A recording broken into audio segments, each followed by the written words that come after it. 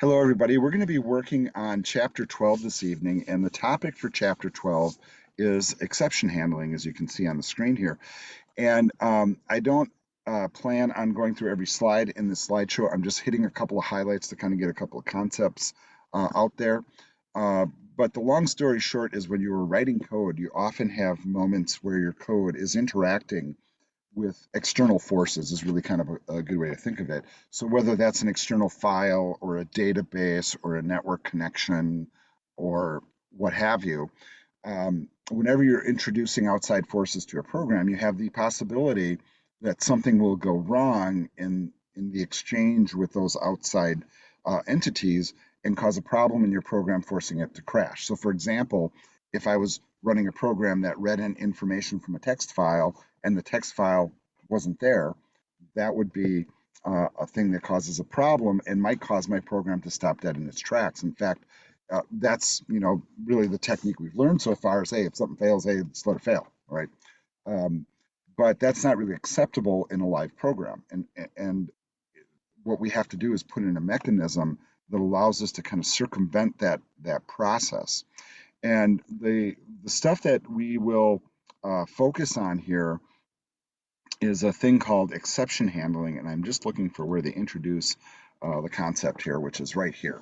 So on slide number 14 in the slideshow, which is attached to the unit folder, by the way, we will be introduced to a type of statement called a try block or a try statement, and typically the try keyword is matched with a different keyword called catch. And basically what happens with try code is we put code in a try block, which is the code we want to try to run, which interfaces with possibly a user or some outside entity. And hopefully it works. And if it does, fantastic. But if it does not, then we are in an error state. And when the error state happens, the last thing we want to do is stop our program from running. Instead, we want to figure out what that error state is and then run alternate code or at least give a message to the user saying, hey, what's the problem here? Or, there's something going on. Here's what it is. Fix it. And so that's kind of the general anatomy of it.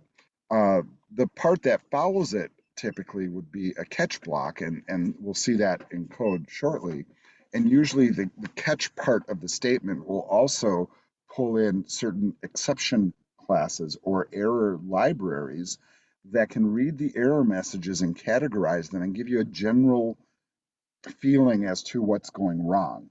And so there's different exception types based upon user input. Like, so if you ask for an integer and they type a string, for example, or if you're trying to get a file, but the file's not there, and that would be an input-output error, or what I was just demonstrating with my Java 2 class, when you try to have programs talk over a network and the network connection isn't happening, then you have a different type of exception. Or if your program's not talking to your database, yet there's another type of exception. And all of them tend to have their own class files which categorize those exception.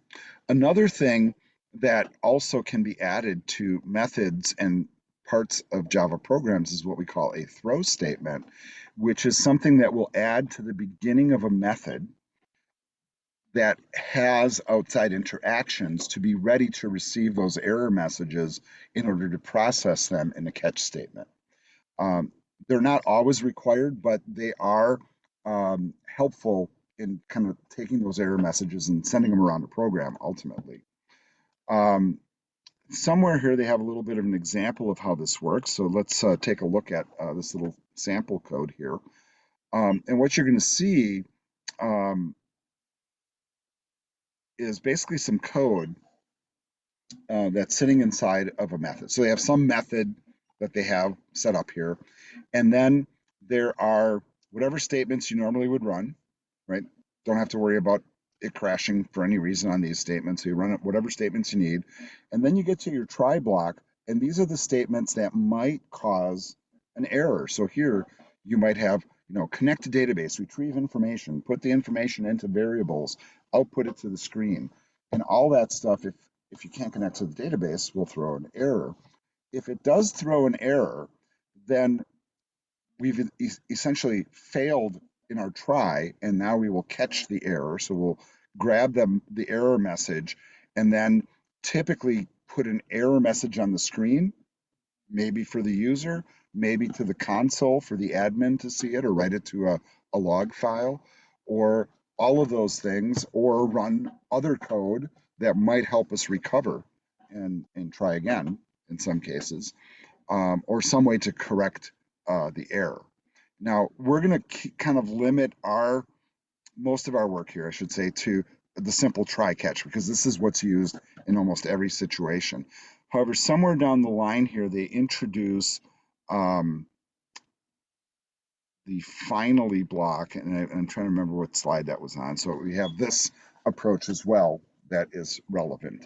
And what happens here is, as indicated, the statements you're trying to run, so that if they work, great, just run those and you jump out of here and you ignore this other stuff. If they don't work, well, then we have to trigger some sort of a thing that happens, and we have an exception. And then ultimately, we can also add a finally clause, which is code that will happen either way.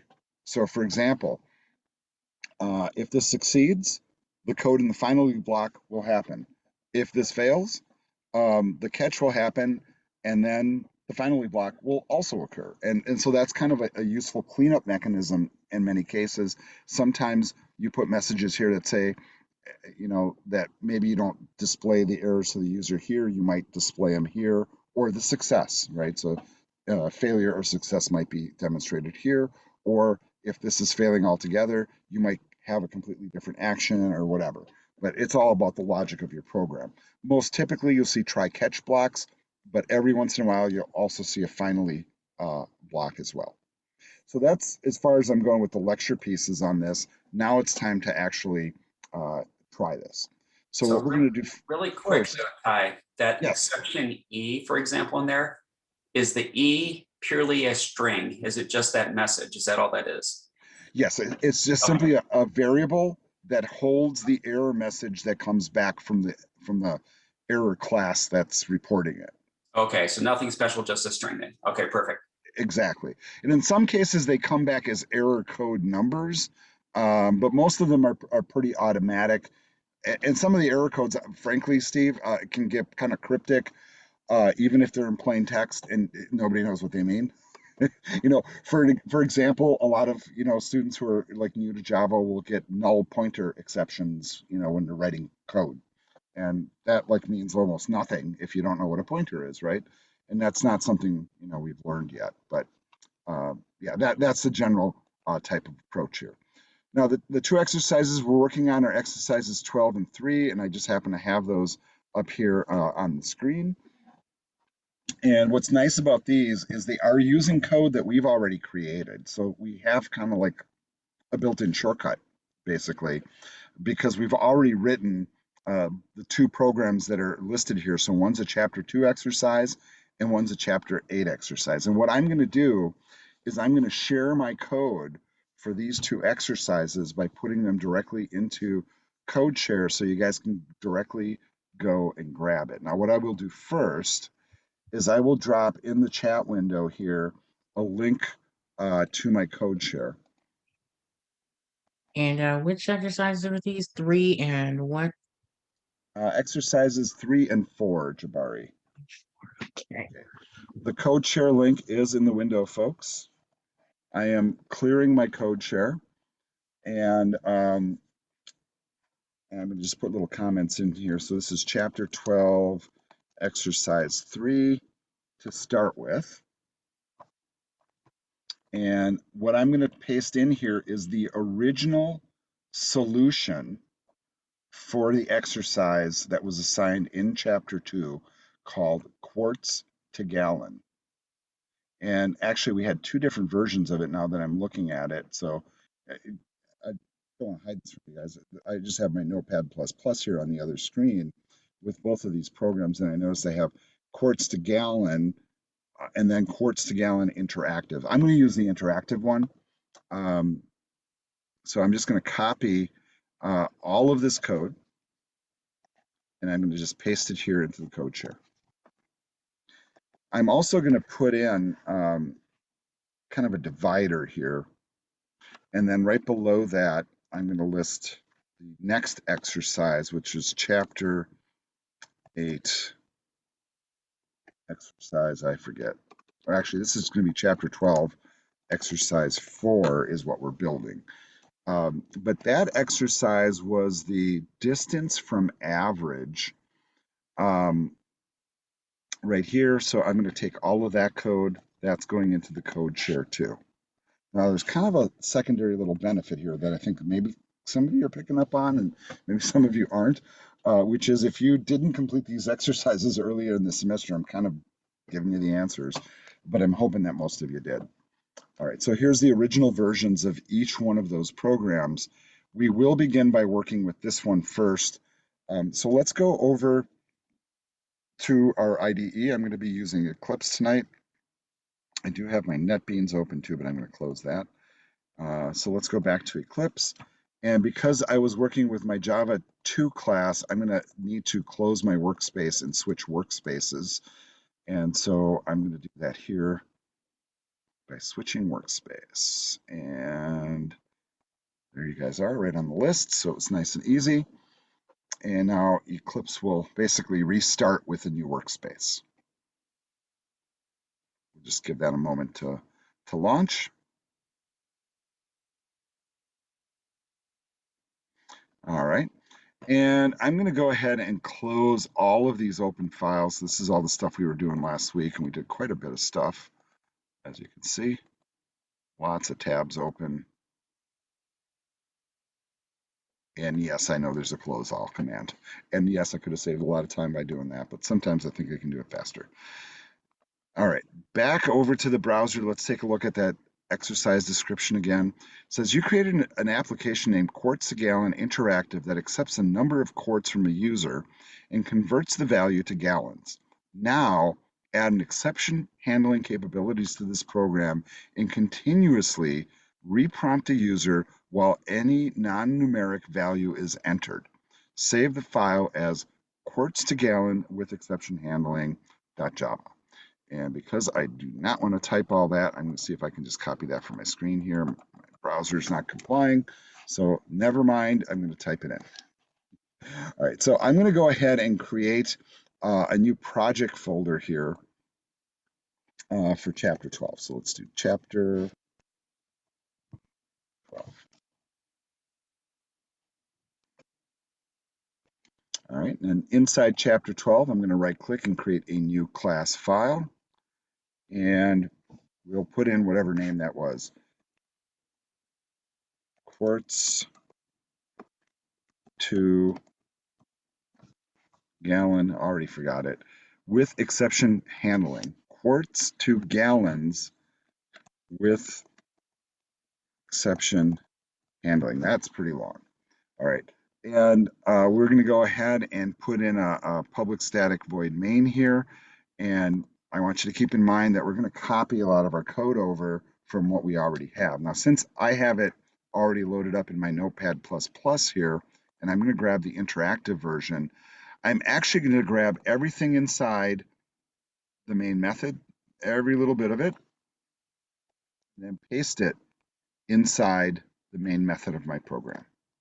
I'm also recognizing the scanner needs that import. I'm just going to hover and add it. Simple enough to do.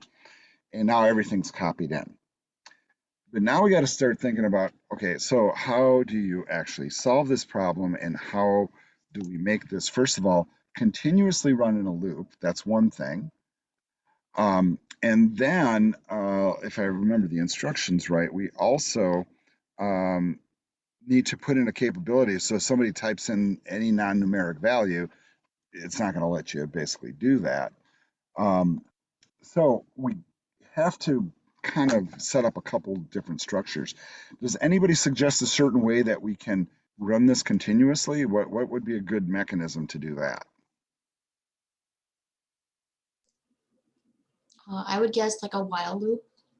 Yep, and Laren, that's a really good guess, and that's the type of loop that I will use. And in fact, what I'm going to do here is kind of think really carefully as to where I'm going to put this information in my program. Well, I think that, the stuff here, these are all declarations. So I'm going to kind of leave them where they're at.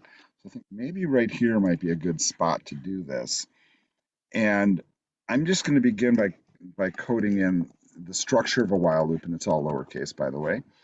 And I'm not really sure what my criteria is yet, but I'm setting up the opening and closing curly brackets and just kind of thinking about this a little bit. And so generally speaking, what we're going to do here is we're going to allow this, loop to do this. It's going to run continuously and try to get from our user the input we need for our program, and hopefully it's okay. Okay, so in other words, we're going to try to do that. So what I'm going to do is write the try statement here and begin with an open curly bracket and close it right away. And then because this usually will, force you to put in a catch, we're going to put in the catch statement right away, once again, opening and closing the curly brackets. Now, when I do try catch statements, I usually try to get the catch stuff out of the way first. In some ways, just so it stops like underlining and annoying me. And what I'm going to put in here is I'm going to call on the exception class and then just set up a variable name. A lot of people call it E or X or error or ERR or something like that. I'm just going to call mine E, and that's going to hold the error message that comes back. Now, if that happens, to come back, right? It's like, hey, wait a second, this isn't working right. You probably want to put something on the screen to tell the user, hey, you didn't do this right. You put in the wrong information. So it's not a bad idea to do just a simple system out print line and say, invalid data entry, try again. Or, what's even more helpful is if you tell them what you want, like, please enter a number is really what we want.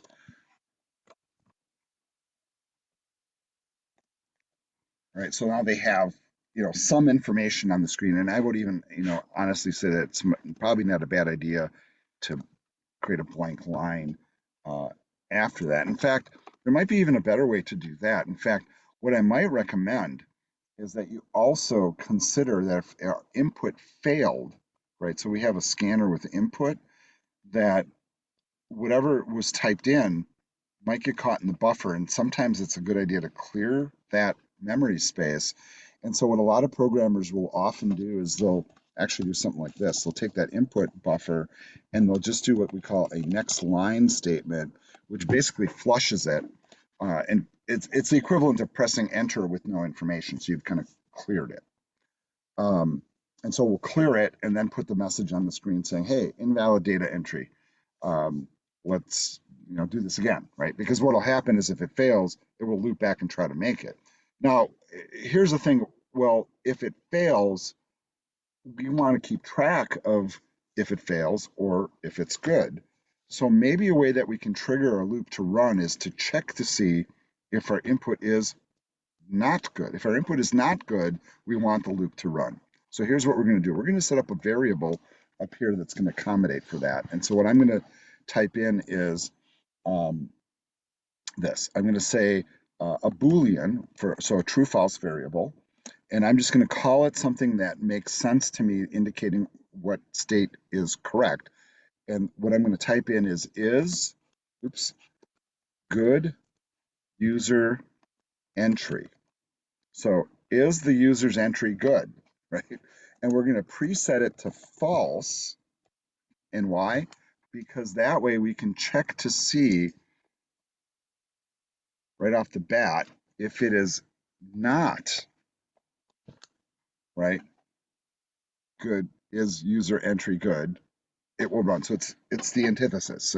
So we're saying that to switch it from false to true. So the false state negated is true, which makes the loop run. See how that works? And then in the try block, if we happen to make it succeed, we can add a piece here to set it to true, so we don't have to go back through the loop, because the antithesis of true is false, so the loop won't run. But the thing that we're actually trying is the input that we expect from our user, and we already have that down here. And so really all we have to do is grab this input thing that we already have created, from a regular version of the program and put it in here. Now, the reason this is in contention for throwing an error message is exactly what we've discovered. So in the past, we had no way of like asking somebody for a number, and then if they typed in, hey, whatever, like words, our program would just stop and you'd have to just run it again and try again. Here's the mechanism now for keeping that from happening, where we can we try to get the correct input. Hopefully it's an integer, and if it is, we set is user entry to true, loop stops running and we move on. If it's not good, then the error will catch, gives them a little bit of information, and it will loop again and prompt them again, and it will keep going until they do the right thing. All right, so that's the mechanics there. Now, as we kind of move down the line here, all the other little pieces, meaning the math, for example, and the output statements, none of that needs to change. The only part we really needed to get into play is the try catch statement and the loop that holds it. And really what you're seeing here, folks, is the anatomy basically of really common user interface things. So good programmers, if they're doing input from users, are almost always running things in loops, and they're almost always doing try catches just in case somebody tries to break the system, and you have to accommodate for that, because the last thing I can predict is what a user is going to do at the keyboard, when we're asking them for input. Now, I'm noticing here that I have seemingly some errors in my code, and I'm not sure if my original program is the one that I'm copying from is correct now. So I'm actually going back to it and looking at what I did. Now, why is this underlining?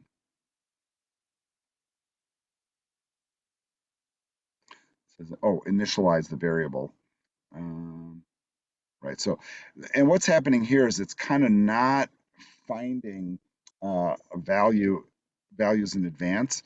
So I'm going to just preset this to 0, and that should take care of that error. And so I'm just assigning it a value, and it seems to be the fix. And maybe we had that issue when we were writing the real program, but here it is in play, folks. All right, let's go ahead and run this and see what happens.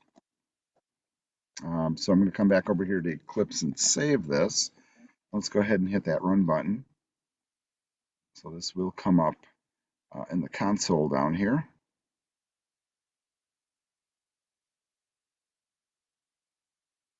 Oh, I forgot. I moved my console over to the side. All right, so there it is. There's my console. And it says, please enter the number of quarts of paint needed. And I'm going to put in something like, 49 quarts. Press enter. And a job that needs 49 quarts requires 12 gallons. Now, I did that correctly, right? And because of that, the program moved ahead and finished, right? But now I'm going to run it, and this time I'm going to put in something incorrect. Please enter number of quarts of paint needed. Yes. Okay, I'll type it in. 12, your number, right? Oh, that's not good either. I'm getting angry, right? Nope, that's not working either. I'm pressing enter. Well, that's not doing anything. Can I put in a 4 now? Okay, well, now it works. Okay. But there is an example, folks, of getting a user to be able to prompt, multiple times. Now, if you think about this from another standpoint too, this would be sort of an excellent structure for doing password checking too, right? So you could try to check somebody's password, and then also maybe set a counter, so you could say, is the entry good, or is the counter equal to 3? Maybe give them 3 attempts, that type of thing. But that's a very useful little routine, really simple example of try catch. This one is try and catching information that's coming from the keyboard. All right. Any questions or problems with this one, folks?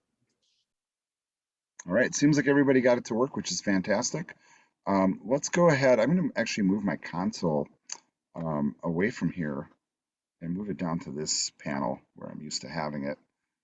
I'm going to close this one. And let's move on to the next exercise. I'm going to save my work here. And the next exercise is right here on the screen. So in this one, we're working on a chapter 8 exercise entitled Distance from Average. And that's one that I did share in the code share as well. It's below the dotted line. So it says here, we wrote an application named Distance from Average that allows a user to enter up to 20 double values and then displays each entered value and its distance from the average, if you guys recall that. Now modify that program to first prompt the user to enter a number that represents the array size. So now we can predetermine how many numbers can be entered, basically. Java generates a negative array size exception. So if you attempt to create an array with a negative size, so here, here's an example of methods that are built to overcome that problem.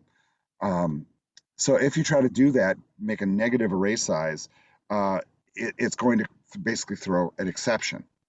And so this is going to allow you to catch that exception, or you're going to need to catch it. And I lost my place in the reading here. And it creates a numbered format exception if you attempt to create an array with using a non-numeric value for the size.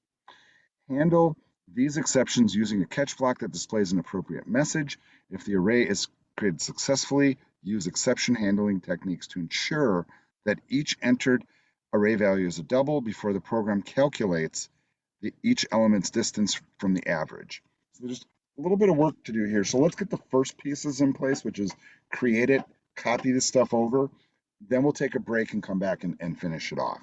So first things first, let's get that old program. So that's all in the code share, and it is below the dashed line. I see some of you were already grabbing it, which is good.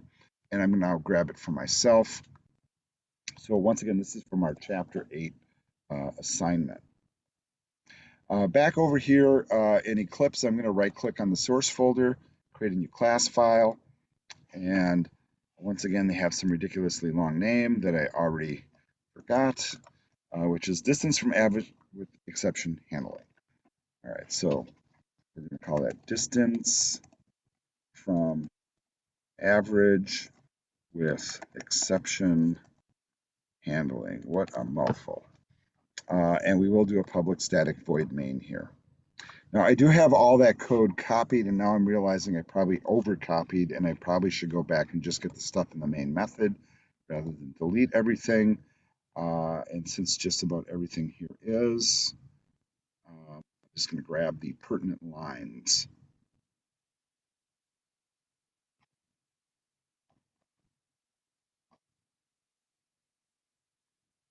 And then as you paste this stuff, from one, set of code to another, please double check that all your curly brackets and stuff add up.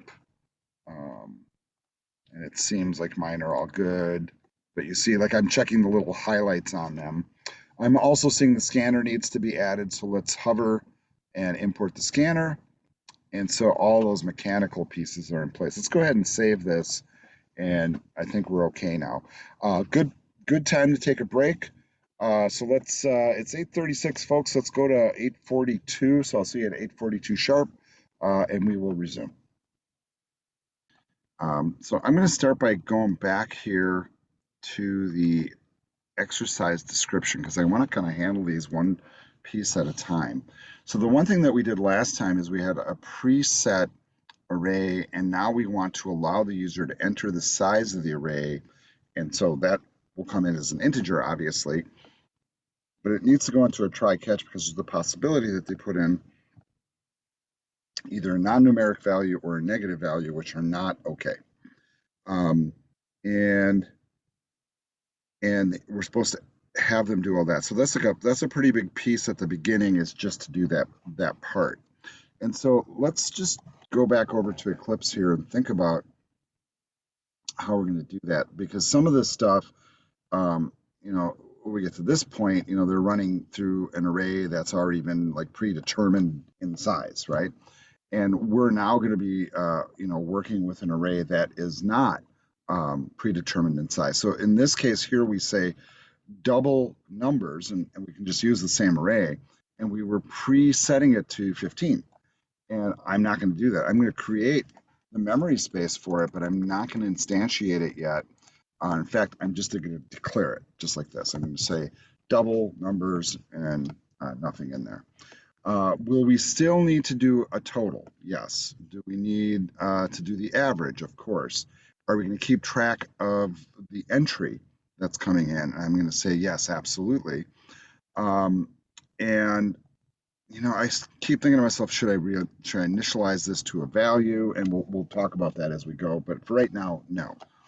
We're also going to put in a couple of variables for counting. I'm going to start with the x variable because we used it here, so that seemed to work for this whatever loop we did there. So we'll leave that alone.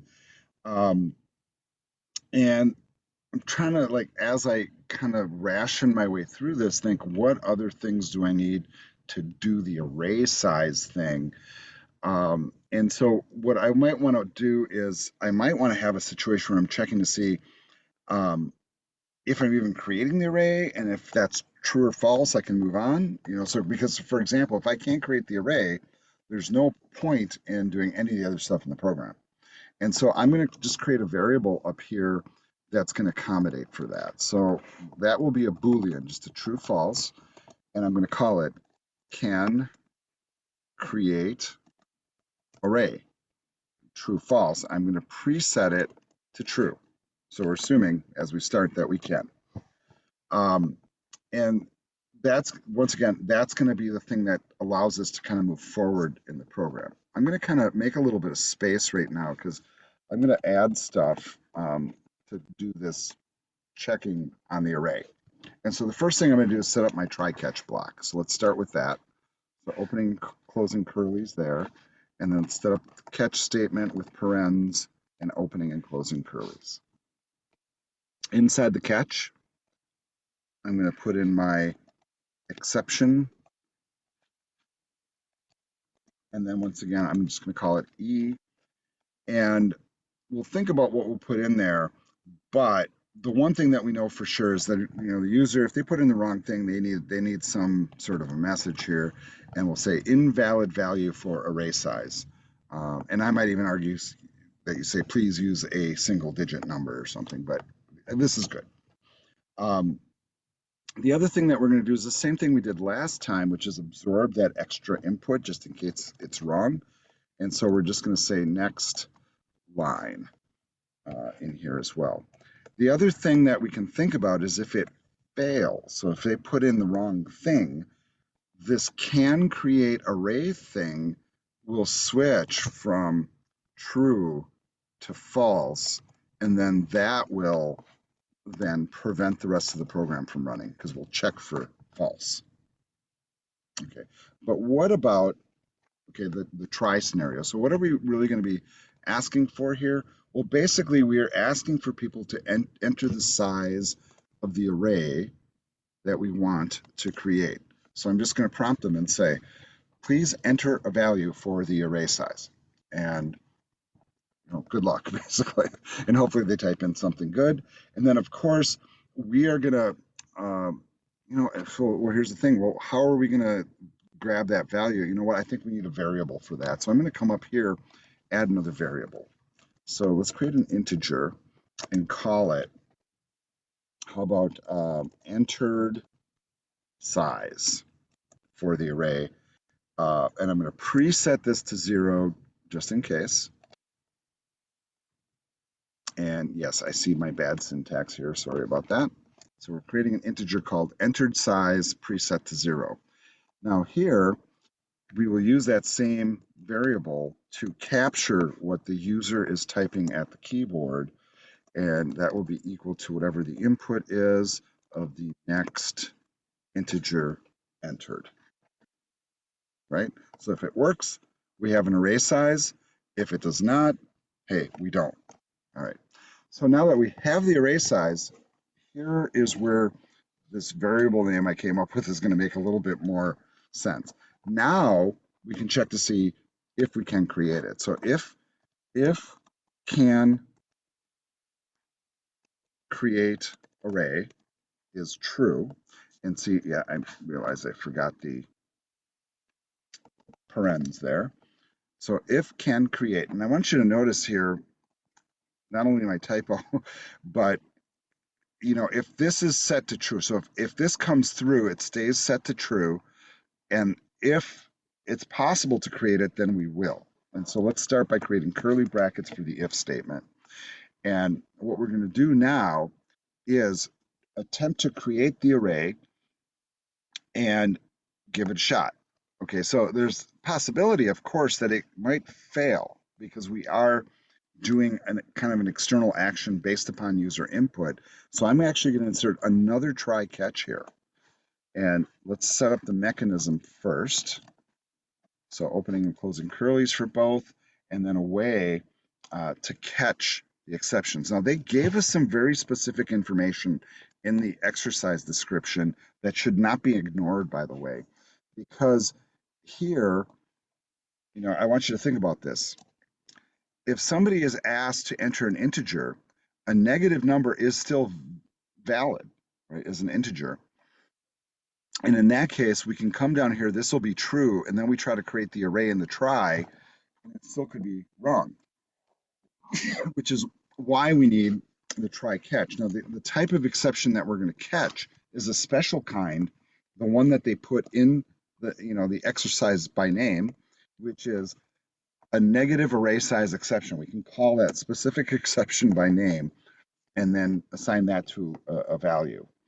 Now, let's take a second here and think about what we might do here. An error message to the screen is a given, and I think absorbing the extra input is at this point, I'm thinking you're seeing is a given. And so I would do this. I would just say, hey, negative array size, very bad, whatever, clear that buffer. And then, you know, I could override what they're doing and just say, you know what? I don't care what you entered. I'm creating my own array size now because clearly you're not very bright or whatever, and you don't know how to type in a positive number or number at all. So I'm just going to put one in for you, and then I'm going to create that like this based on the entered size. We will create the array. So we are now instantiating an array that can hold double values.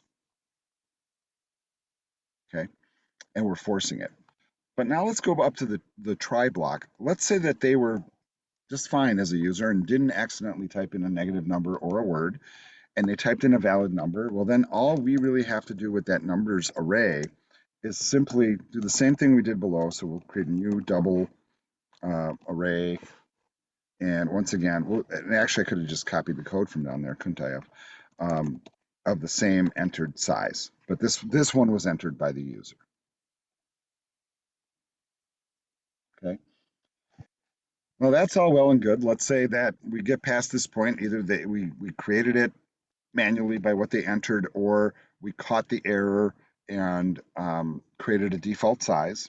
Now we'll get to the point where we will start doing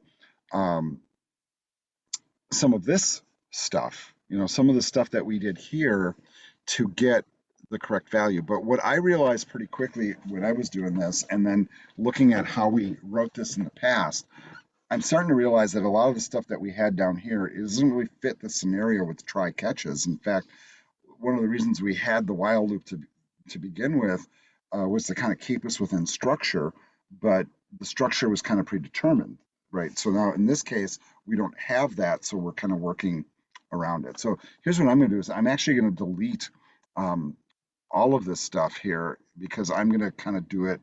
I'm going to say a completely different way. No, actually, fine. I won't delete it. I'm changing my mind. I'll just push it out of the way and I'll just kind of ignore it for now. But once I think I have my logic okay, functionally what I'm telling you is I don't really need this stuff here because I'm really kind of building a new logic stream. All right, so let's say we get past that point and now we want to go ahead and start populating the array.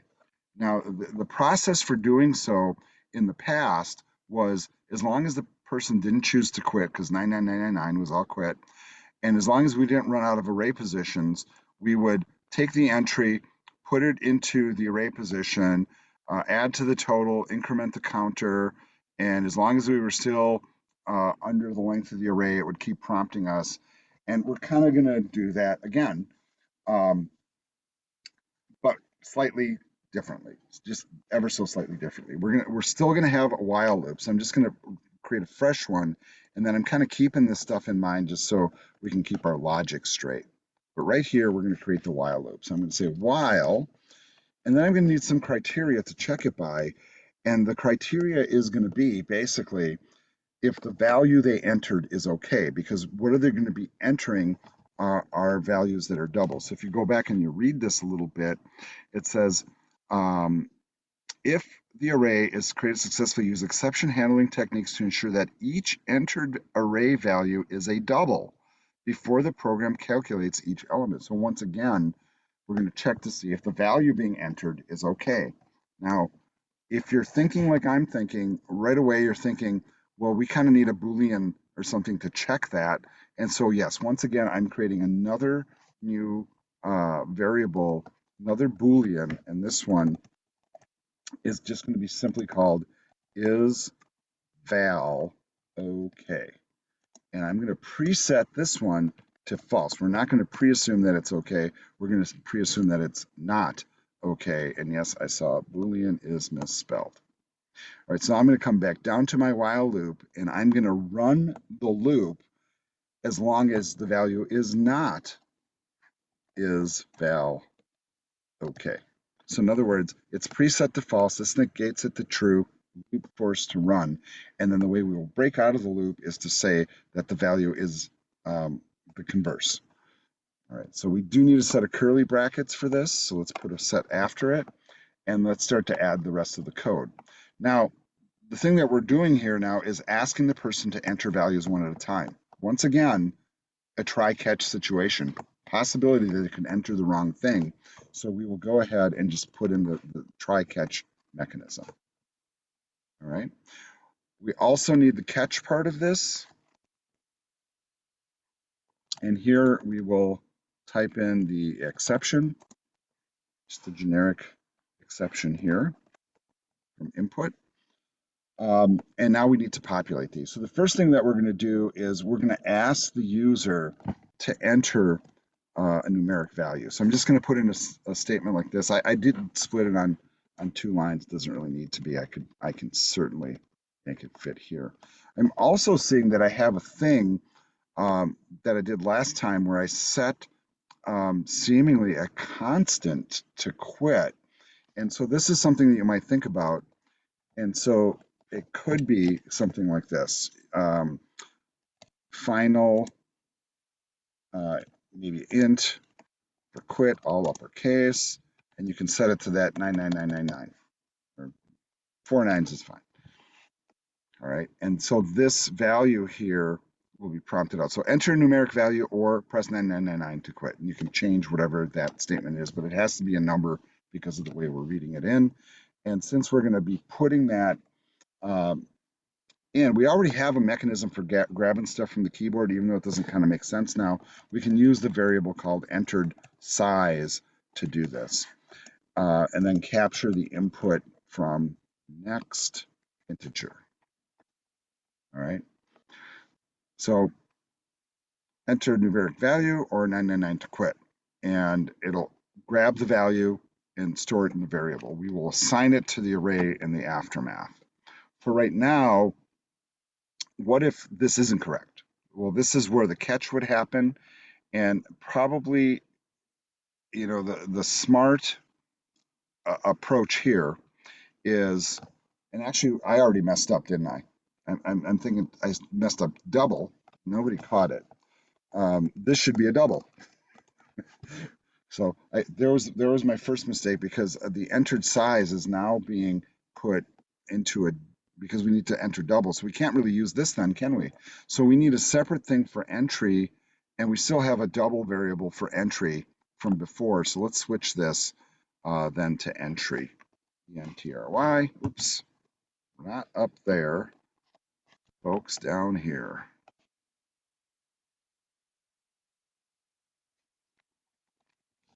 All right, and that's going to hold a double.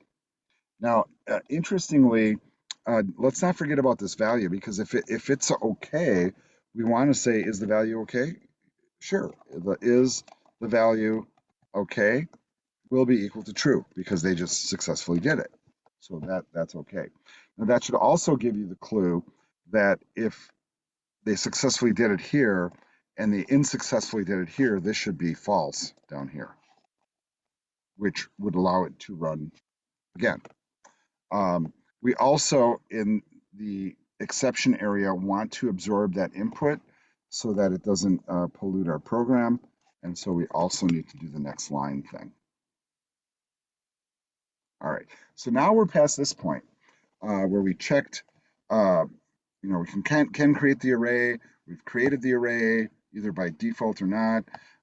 Then we ask for a number, it's either good or not. And then what happens? Well, what happens next is now we start to go through the whole length of the array like we were doing below and keep checking and filling the array one piece at a time, once again, employing a try catch. And here's a spot where we can actually kind of borrow from our previous loop here. So I'm going to kind of bring this up one piece at a time. And, because at this point, while the entry is still not 999, and actually I'm going to have to change the syntax on it because I used a hard-coded value here, we can keep running this. So we'll have another while loop with our old logic that will work, with the only exception being this will be changed to the name of the constant, to make it correct. We also are going to need a closing curly bracket here, so I'm just allowing Eclipse to generate it for me. And then I'm going to look at my old logic and see how much of this I can steal, because I did do some stuff here that was good before, right? And the one thing that I know for sure is every time I go through this, I will be entering the number into the loop, and I'm also going to increment my counter. So let's get those pieces in. So I'm going to take my entry and drop it in. I'm noticing that this is flagging. It's initialized the variable. Why is that not initialized? Oh, okay. Let's preset that to 0. So it doesn't like it. So that's our workaround. All right. So now that's fixed. And I know that every time I go through it, for sure, I'm going to increment that counter. So let's put that up there as well. All right.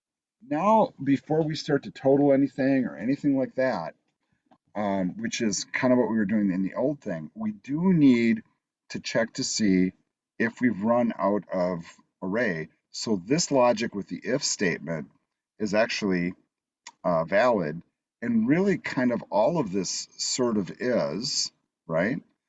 I think I can just copy that whole bit. That whole if statement will work just fine. So I'm going to copy that and bring that up also. So if we're still not exhausting the array, then we want to go ahead and prompt them again, right? Okay, so here we are prompting again, and guess what? That has to go into try catch too. So now we're going to break into the if statement. We're going to try, and then all of this that we just added is being added to the try. Then of course we have to add our catch. I like mine on a separate line with parens. And inside here, we're just doing a standard exception. This is just dealing with keyboard entry. And then another set of curly brackets here. Now in the output message, we can do kind of a lot of the same type of stuff here, but here's something that you might not consider. The one thing is, first, we have to absorb that extra input. That's one thing. But also, instead of incrementing our counter to go through the loop and go to the next array position, we've already incremented it. We actually have to decrement it and try again, and the loop will prompt. So I'm going to do a minus minus x here. And yes, you can do x minus minus, whatever. It doesn't really matter. But that's going to decrement the counter back down. So we have to go back to that position and try again. I'm not even giving them an error message, mind you. If the error triggers because it's not a valid double, it just puts us back in the array position and keeps asking.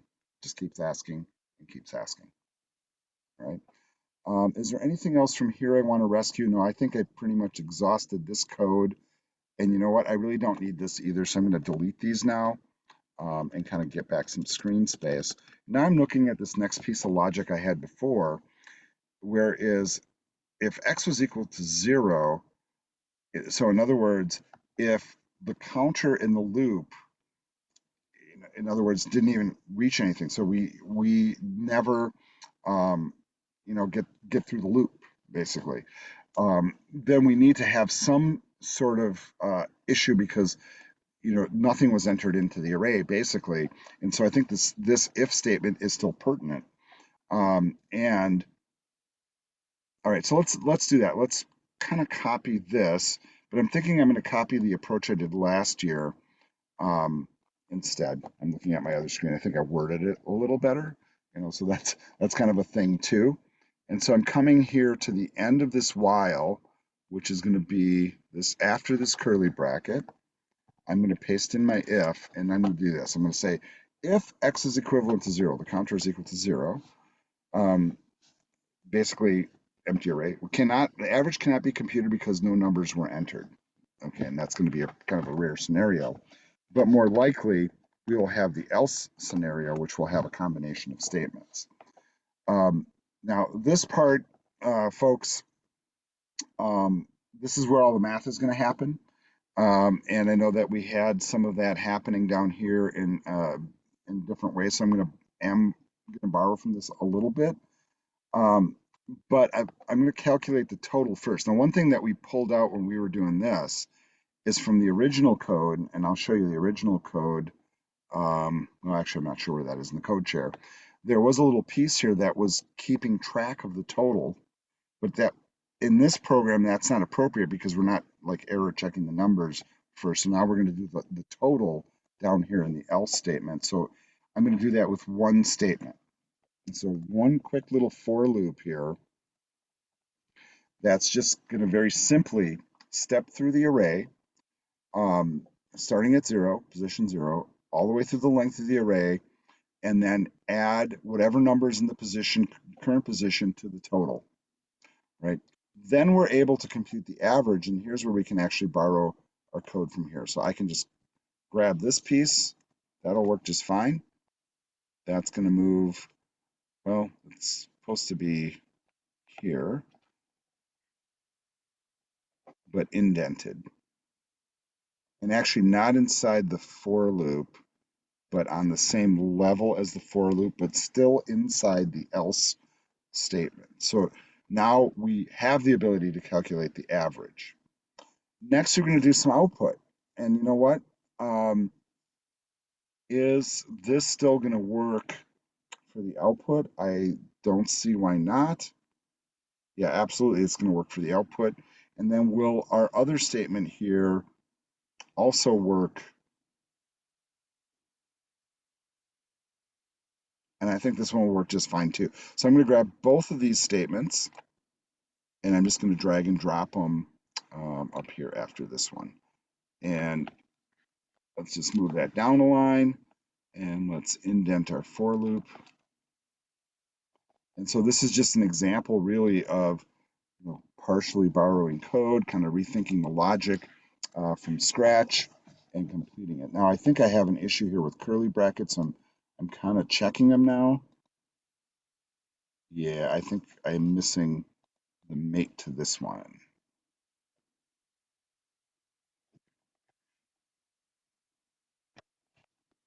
All right, I think that clears up all the errors, or no, now it's telling me I have one too many.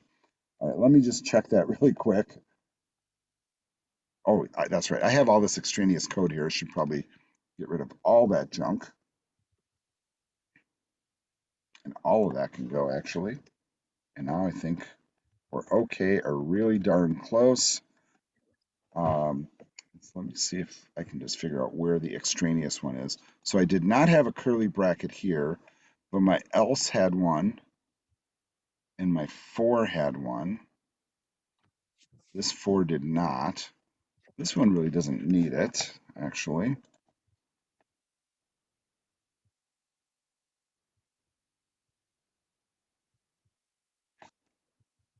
And I'm just thinking I just have one too many curly brackets in here, folks. Either that or not enough. Now, one way that you can check it is you can like do the collapse trick, and I don't know if you guys have ever tried that, but anywhere where you have blocks of code, you can usually collapse the code down, especially if they're inside of methods. And I think I'm okay here. I'm just copying my example, so I should be fine. Yeah, I still thinking I'm missing one here. Like maybe right there. There we go. All right, so that looks correct.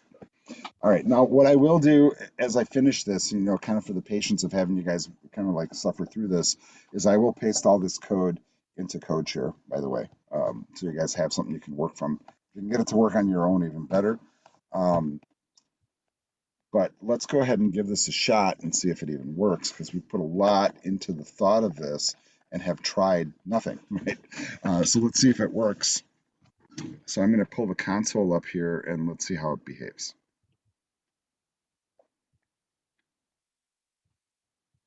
All right, so let's start with something kind of small. I'm going to go with 4.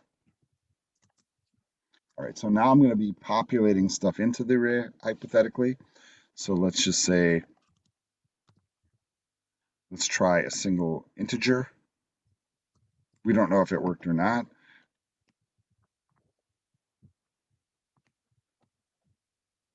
All right. Well, 5, it did read. So if you enter an integer, it still reads it. Does 2.975 seem like about average for these numbers? I think that's correct. Now let's try running it again, and this time, let's see if we can try to break it.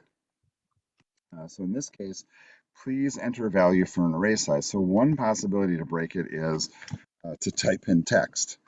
All right, well, that's helpful, but as we anticipated, this does pop us out of the program. We're kind of dead in the water here.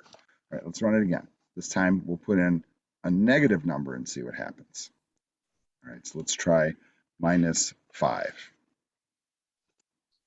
All right, so it gave us the error message, but we know that we had code in there that also said, well, hey, if they're not getting it, just make one of size 5. So now we have one of size 5 that we're working with. It just kind of like, okay, whatever. The fact that it corresponds to the -5 I just typed is not a, that's just coincidence. I should have typed a different negative number. Well, let's put in some values here. All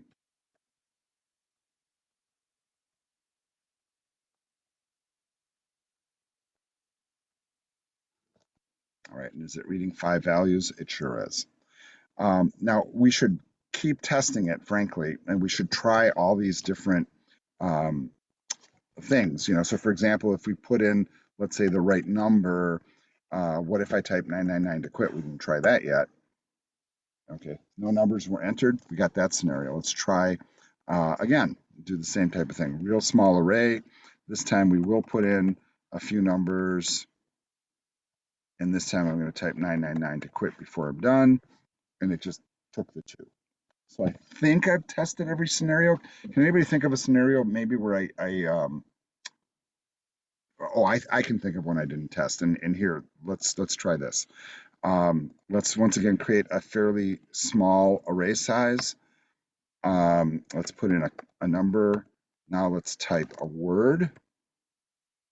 And now let's type a number and a number. All right, so it ignored the letters, moved on, and allowed me to enter a number to replace it. So that worked too. So I think this is all working perfectly.